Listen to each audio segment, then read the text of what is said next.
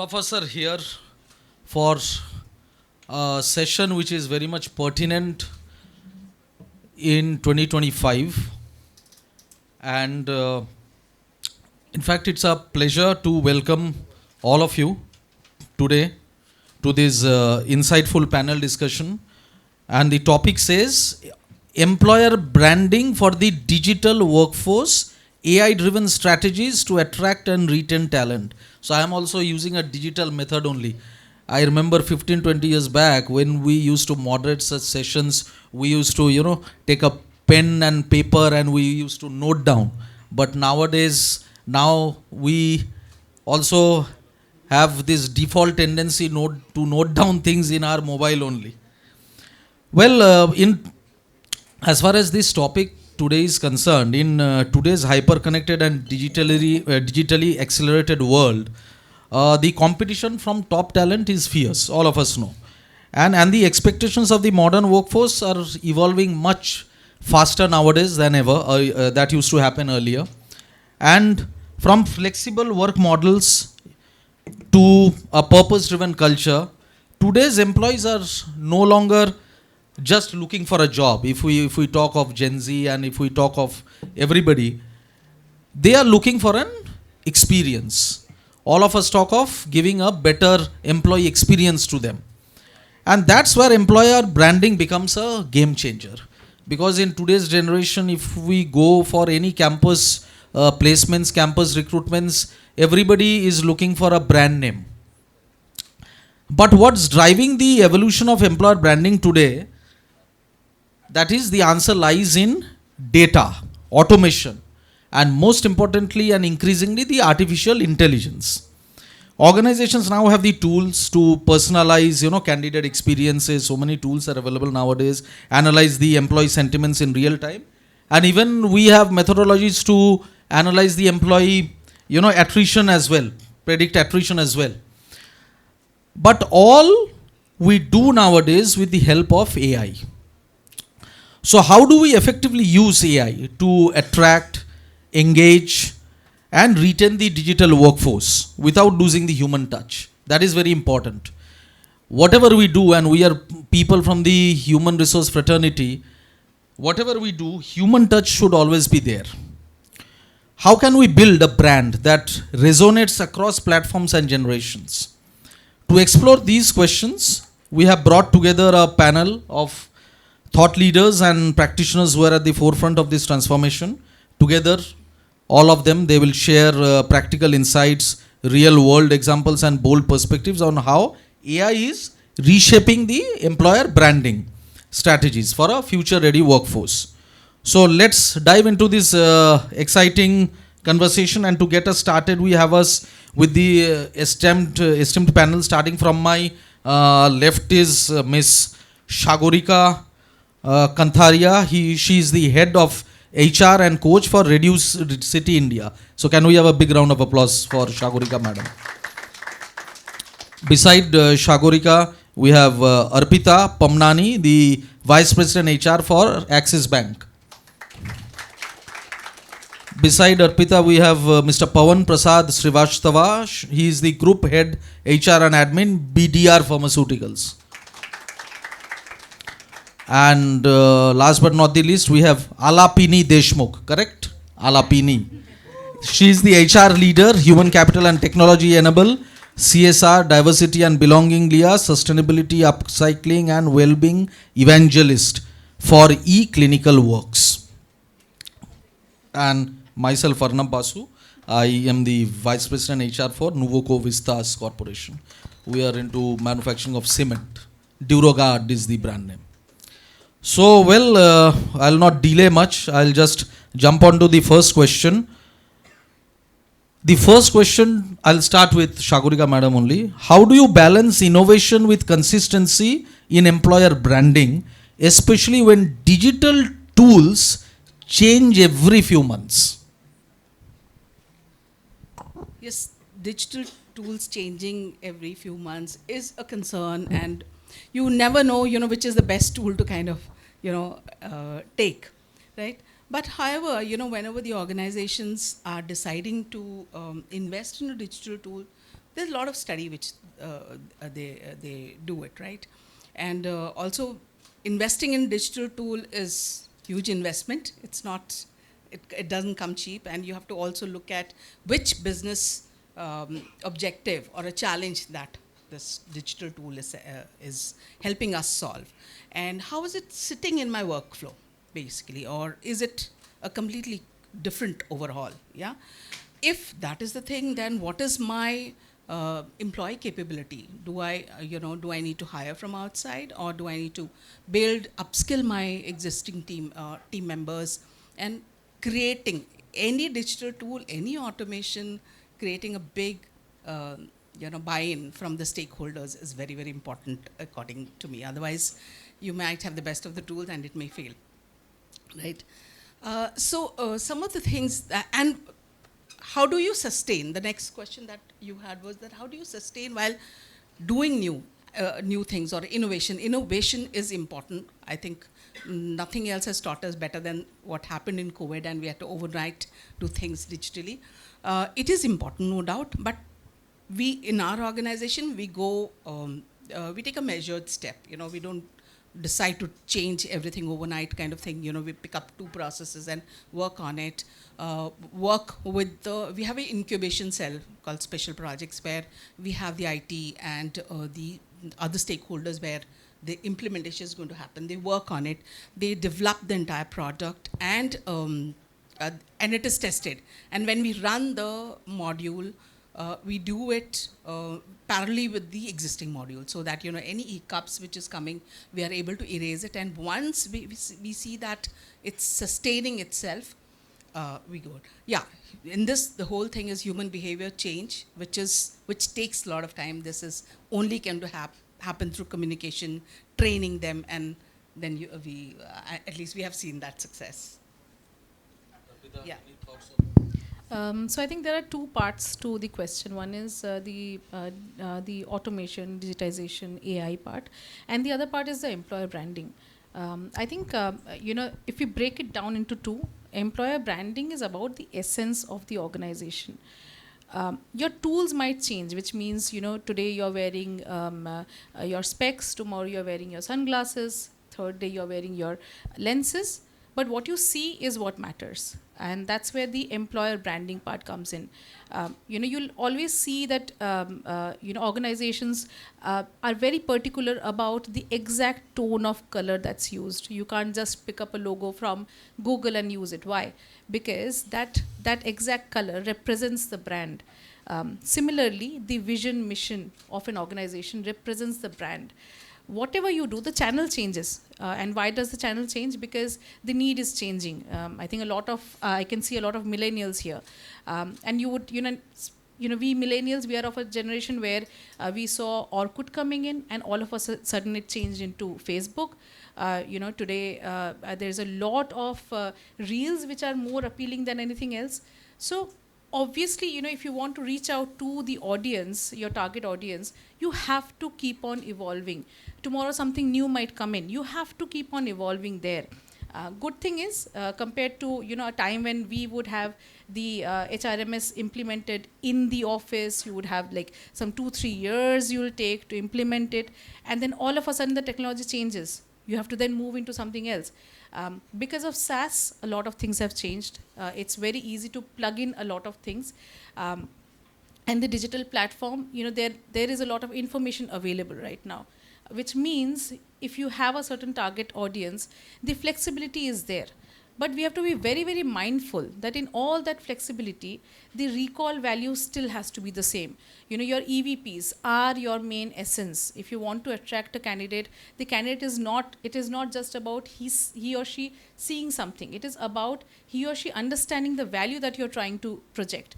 And as long as I think the background of that value system, the EVPs remain the same, and they are presented in the most recent form available, you kind of get to take care of the problem. Thanks, Arpita. Ponji, anything? Yeah, thank you.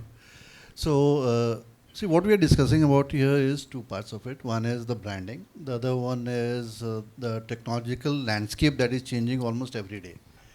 So, first part, when we talk about branding, in the workforce, now we have 4 generations that we have to deal with. And the technological capability of all those 4 generations are huge apart.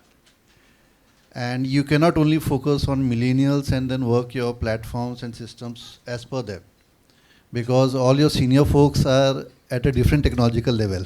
And they are the decision makers, and they are the people who will make these technologies successful. Because as managers, if they don't follow it, no one can do anything. The second part is, yes, the technology's landscape is changing and it will keep changing. So what we have been doing is that we have been always selecting platforms which are flexible enough to help us customize whenever needed. One part is that. Branding earlier was what you see. Currently, branding is all about what you experience. So we have been focusing more on, rather than what technology we are using at the back end, and focusing more on what is the outcome we are delivering to our workforce. The platform is same, the technological level will be same, but what we are also focusing on is how easily different generations can use it, how user friendly it is, what is the outcome that is delivering without making it complex. When we launch any platforms, we definitely do the pro testing and everything, that is the basics of everything. But when we start planning to launch it, the communication becomes a huge part of success for those platforms. And again, we cannot have a standard protocol of communication, because again, 4 generations to handle. So we have different communications method.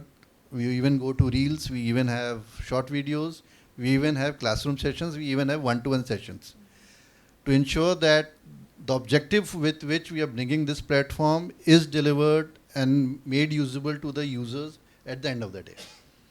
And second, we never talk about what platform is at the back end. We always focus and talk about what this system is going to deliver. So that's how we have been using it. And again, being in the pharma industry, where my 90% of the workforce is on the shop floor, this is somehow we are able to manage and implement few systems in the place right now. Thank you. Alapuni? So I think I echo with all of you. So I'll just read out one real statement for you. I applied for 25 jobs and I was not contacted by any humans. I think we are in that world today, right?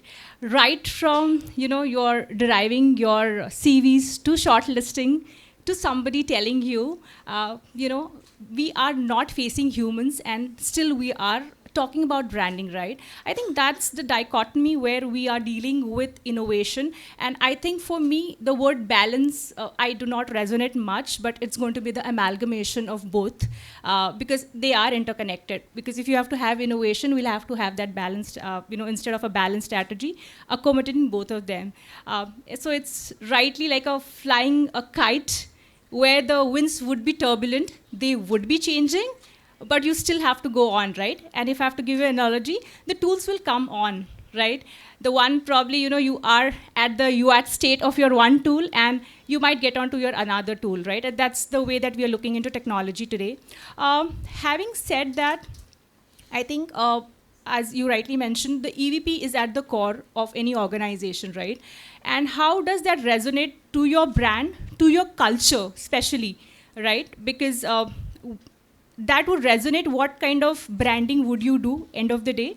So I think that's very critical, in terms of choosing those platforms, because they might get obsolete before you have the second round of, using those tools.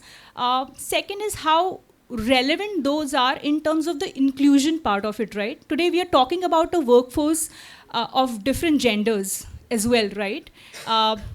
And also in terms of diversity and inclusion. So how competent would those platforms be in terms of accessing, right? So for a visually impaired employee, would that platform be accessible? So when I talk about technology will definitely have to empower the overall inclusion of that organization. And I think that's very relevant when you select the technology, when you sustain, and I want to add one more word, which is how durable it would be, testing times. Yeah. Thank you. So my second question would be that how do you build trust in your employer brand when using AI, especially with transparency concerns in Gen Z and younger talent? So I'll ask Arpita to start with. Thanks. So for the longest time, I have dealt with a lot of Gen Zs in terms of skill development institutes, campus hiring, and one thing that I've always seen is they want to know what more is the organization doing. Is it only about profit? Is it about something more than profit? Are they going to be a part of something more than just the everyday transactions? And in a lot of development of, and I'll give you an example. There was this one EVP that we were trying to launch, and we were looking at the kind of artwork that we will put with the EVP. There was, being millennial, there was a certain kind of artwork that I liked, but I realized that a lot of this will be posted on social media where my Gen Z and the younger millennials are going to be around. And when I showed the samples to the Gen Zs, their choice of the artwork that appeals to them is so different from what appeals to me. And I realized that there are these times, especially in the corporate, we don't have time, we want to choose certain things, we think this is right, and we just go ahead with it. I think a lot of the buy-in, and I think Pawan was talking about the adaption. You can launch 1,000 new AI tools, but if the adaption is not there, and especially with so many generations that we are dealing with, it's a no-go, right? Because end of the day, the organization is spending money, they want to know the ROI, and ROI is in adaption. And that's where, when you take all these minds, and because we are talking specifically about Gen Z, when you take some of these really talented guys with you, when you're developing something which is especially related to branding, because branding is about perception, and your major workforce, you're hiring, will be the Gen Zs and some of the millennials.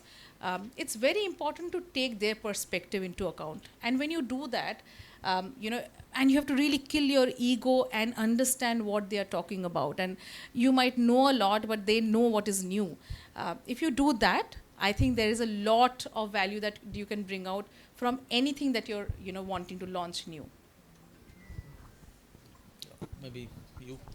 Sure. So to engage the Gen Zs or anybody for that matter, when you are using AI, I think communication holds a very, very key role in this, and also devising a policy or a guideline around this. How are you going to use this AI? Because today, all of us, not only Gen Z, all of us are concerned that how is my data going to get used? Yeah. So whether it is attendance monitoring or performance management or claim settlement, whatever it may be, but as long as you maintain that communication, understand what's brewing in their mind, what are some of the questions that they have, and continuously answer them, and have the policy very, very clear. I just don't want to talk about the product, but recently a Gen Z, we have AIRJ SIA. So obviously there is a little bit of human intervention. So her concern was, how are we going to, in case I leave, how are you going to use this data?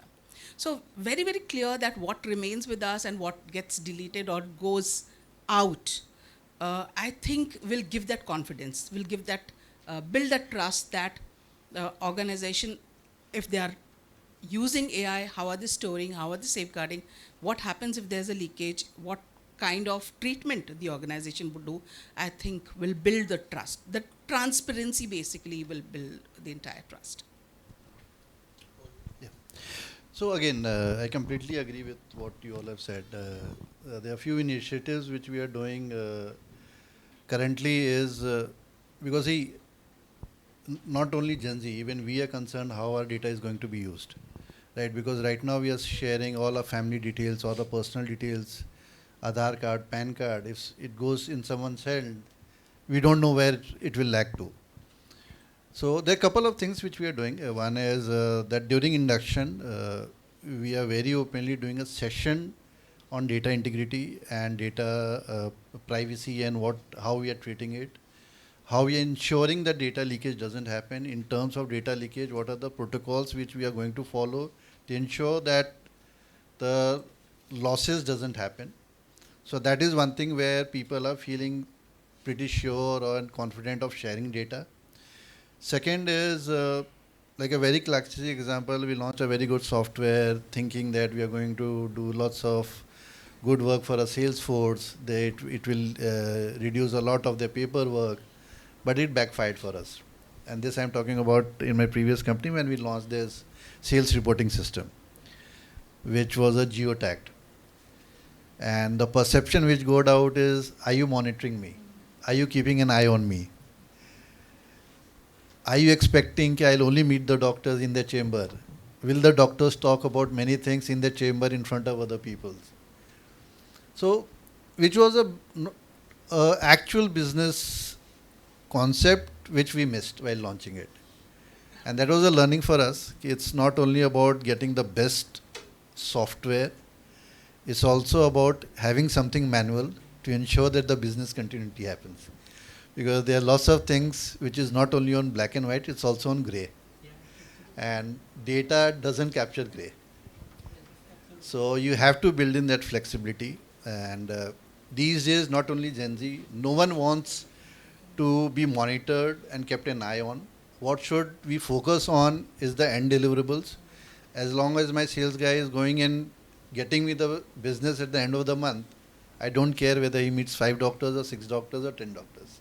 Or he meets it in his chamber or inside a bar, as long as budget is approved.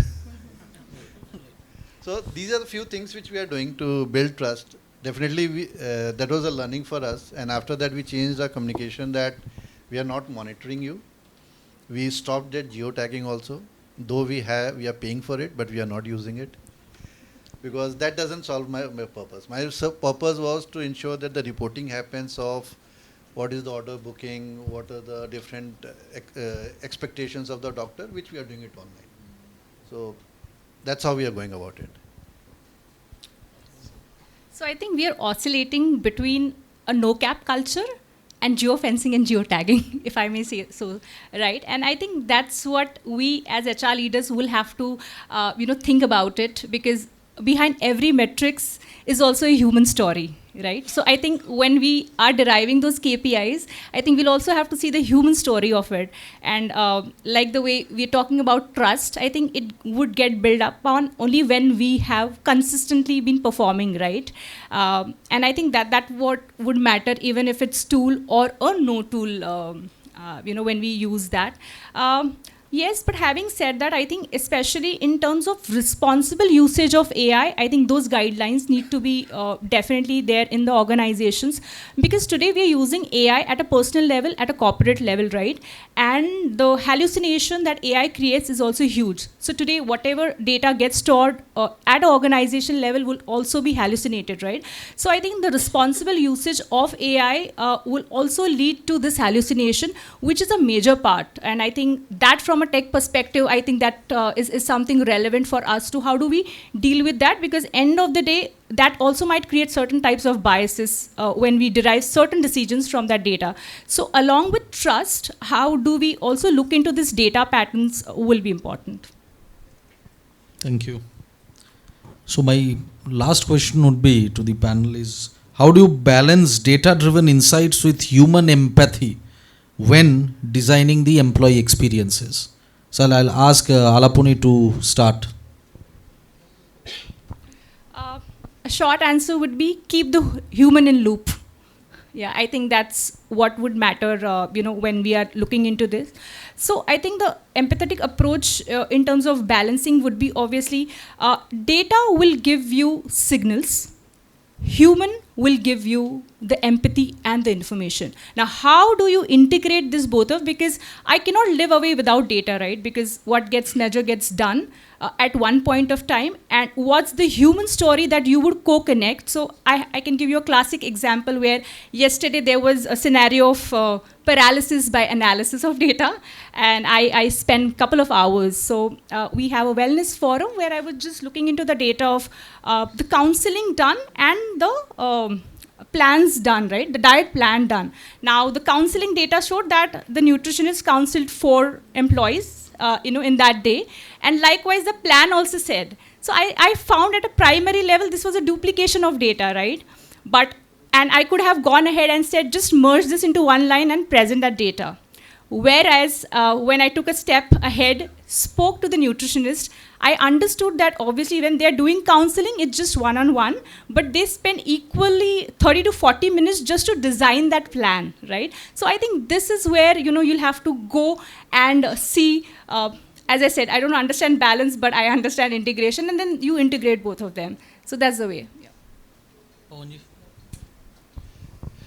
So again, here data and human goes together. One is, if you get data, then get it validated from human. And if there's a human story, get it validated from data. That's how you can go ahead and integrate both. And see, data speaks many things, but data is only numbers. It doesn't speak the backstory of it or the back facts about it. And many a times, story presents what I want to present. Data will validate whether what I want to present is the actual fact or not. So that's how we can go about it. So I'll try to present a different perspective to this. Nowadays, when you open Google and you search for something, you don't end up going into the website to check things, because now you have an AI tool which gives you a summary of things. I think we really need to understand the ease of things that are happening and our dependency on it. Today, if we all, and I'm not talking about generations, I'm talking about all of us, have become dependent on these Gen AI tools. And Gen AI is very different from the machine learning tools and the AI tools that we had, which had biases. Now we have a supervisor on the AI, and that's where the Gen AI comes in, where there is also a correction of data, correction of information that happens. In this day and age, would I want one of my employees to go into a policy to check the leave policy? Or should I have a chat bot which gives a summary of the leave policy right when he types in? I think that's where the adaptation and the movement needs to happen. If we don't move very, very quickly into a space where there is a summarization and a customization of information that happens, and that whole personalization. A lot of us might say that we are being watched. There is a lot of information that's going out which we don't want. But being a millennial, if you ask me, I'm probably okay with it, because now Google throws in the ads that I want to watch, things that I'm interested in, rather than sending me something that's just not relevant. It keeps on prompting me to buy the thing that I really want to buy, and then I blame it on Google and buy it. But the fact is, there are a lot of us who are in that middle zone where we are using these technologies too. So for me, that adaptation into whatever we are becoming very, very comfortable with, and that too happening quickly, is very, very important. Yeah. So I'm a huge data fan, because I feel that data gives you an insight which otherwise you wouldn't get. Yeah. But is it just looking at the data and then taking a call or creating an employee experience? No. So talking to people, understanding, where they're coming from, looking at the data, and if you have another data point, I generally do that, validating the data against some other data, focus group discussions, one-to-one meetings, will make completely throw a different light altogether. So since we are talking about creating an employee experience, I think you can't create an employee experience until unless you don't go to the ground. You need to know what's happening at the ground, and then look at the data and interpret what the data is saying and what the real feedback is coming, and then create an experience which will be win-win for all. Thank you, Shagorika. I have jotted down all the points from the distinguished panel, but before I put together my closing remarks, any questions from anybody to our panel? You can ask anybody among the 4. Any questions? People seems to be very hungry. Nowadays, when I go to the colleges, as a visiting faculty, there is a famous saying after the session: if there are no questions, either they have understood nothing and they have understood everything. So obviously, considering the esteemed people out here, I can presume that everybody has understood everything. But still, if you can ask some questions. But छुटकारा वैसे भी lunch में मिलेगा नहीं अभी. Any questions? And even if you don't have a question, but if you have a perspective that you want to share with Share, the larger correct, audience, correct. please do that too. That we need to merge the data and the experience of the people. The only concern which comes into the constraint of time, because you have so many, when you are starting the day, it's filled with so many, tasks which you have to accomplish. In that, when you get into merging the two, don't you think it's little bit more time taking, or it may have a kind of limitation on that? I think I empathize what you're saying, sir. And for that, I think currently when I look into our HR systems, they are siloed. Unless and until you unify those systems, we will still have that experience of still going back to Excel's, collating those data. So today my HRM is at the bottom layer. I might have another complementing tools with API integrations and a couple of other tools coming. And if I still have siloed data, I will have similar experience and I'll not be able to derive the insights and then give experiences. So I think at a primary level, if you look into the HR tech part of it, I think we'll have to unify this experience. And then I think that's a aspirational state that we definitely want to reach there. Yeah. So I would say that if you are creating an employee experience and just based on data, probably you might create something else. You might create a biryani when the person wants dal, So that's what I would say. And I think marrying the data with the inputs that are coming from the employee will create an experience which is win-win for all. So I just struck an example where I think Microsoft or IBM was doing this. They were looking into the productivity numbers, okay? And that's when they found that these numbers have slipped, right, through their sentiment analysis. And I think they didn't go back to, finding further data, okay? What they did is just focused group discussions, and that's when they realized that meetings are killing people time. They wanted a deeper discussion, whereas there were n number of meetings. So I think like the way ma'am said, right, you have to have those focused discussions as well. I would like to add that, you can't not innovate. You have to take out time for innovation. In our times, we have seen so many organizations just die down only because of lack of innovation and that thought that we have reached there, we have arrived. So it's very important to have and in a lot of organizations, what we see is the CHRO or the head of the organizations, they drive that innovation. There are certain cross-functional teams that are formed. There is a lot of thought and investment done on innovation. So it's very important that while there are these tools which help us do so much of work, it's also very important that we keep that thinking hat on. If we don't, sustaining in such a fast-moving, technological advancement is very, very difficult. Your employees are always looking at you for what you're doing next. And that builds pride, that builds attachment to the organization. If you don't keep on working on that, I've worked with brands like Tata Power, Axis Bank. These are very, very big brands. But are we not conscious of the fact that there are those Flipkarts of the world which all of a sudden came in and took away so much because they did things in a new way, and we said we are Tata Power, we don't want to change. So that's not happening. We have to take out time because it's very, very crucial. The whole employer branding, AI, all of this is for what? To attract the right talent. And in this talent market where even a smaller brand which does a lot of exciting work looks more interesting than a brand which is a legacy brand, we really have to work on it.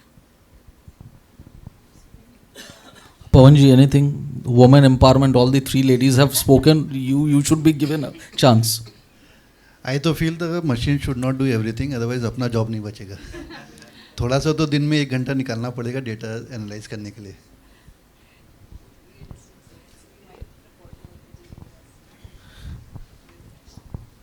Post retirement वो सब हो, हम लोग का retirement हो जाए. It was nice hearing to each one of you. I have a question in this cross generational alignment, right? How do you, foster a culture of trust between the Gen Z and the earlier generation? Because you find often that challenges when you go for alignment with a leader with 20 years of experience and with a fresher of a Gen Z. So how do you bring that balance?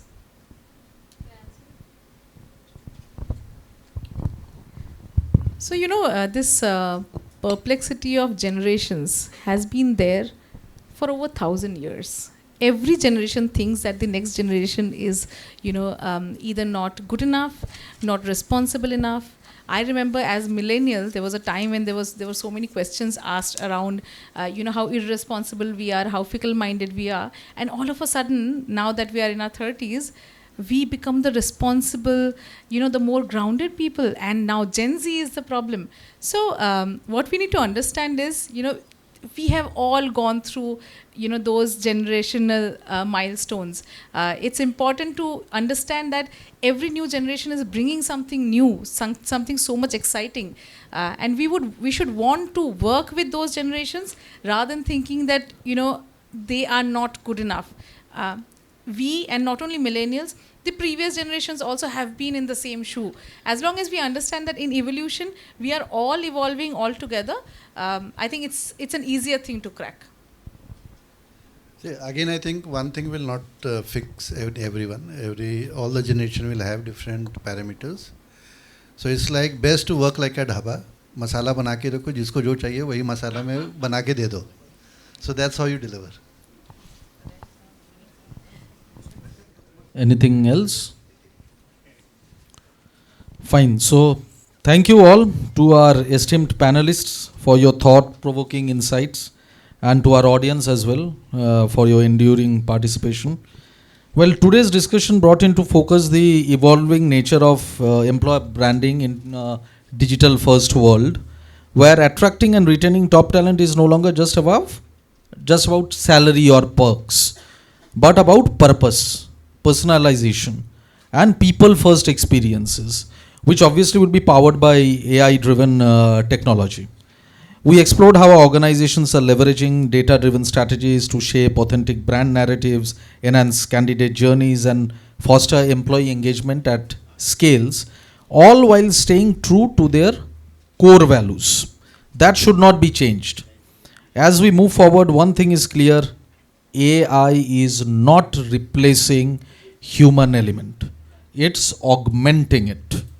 And most importantly, the most successful employer brands will be those that blend technology with empathy. Somebody mentioned here, innovation with integrity, and digital reach with real impact. Let this conversation be the beginning of how we rethink and reimagine employer branding in this new era of work. Thank you all once again. And let's continue to build workplaces where people don't just work. They belong, grow, and thrive. One important statement I'll definitely make, over the last so many years of corporate journey of almost more than 21 years, but I'll not be so kind like Arpita to reveal my age. She revealed that we are in 30s. So I'll not reveal my age. But still, having an experience of almost close to 22 years with organizations like, Bata, Reliance, Exide, Unilever, Arvind, and now Nuvoco, one thing I have observed: whatever you do, you should touch the heart of the employees. You should make some difference in their life. If you cannot, you will earn some packages, but something will haunt you, that what you did in your life. You are in a respectable position, earning a good salary, but what have you done? Have you done something to transform lives of people?